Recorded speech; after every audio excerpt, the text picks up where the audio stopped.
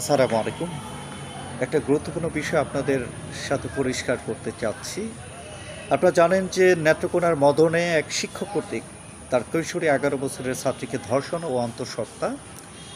সেই ঘটনায় কিন্তু সেই শিক্ষককে গ্রেপ্তার করেছে র্যাব এবং তাকে আদালতের মাধ্যমে জেলে পাঠানো হয়েছে।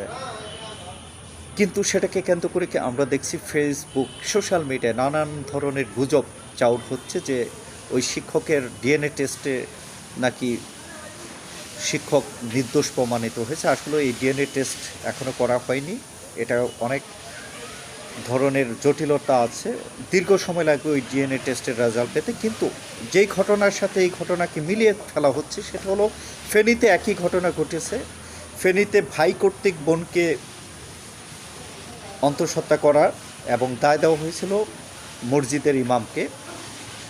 সেই দীর্ঘ সময়ে জেল জুলুমের শিকার হয়ে অপমানিত হয়ে আজ আদালত সেই হুজুরকে নির্দোষ ঘোষণা করেছে।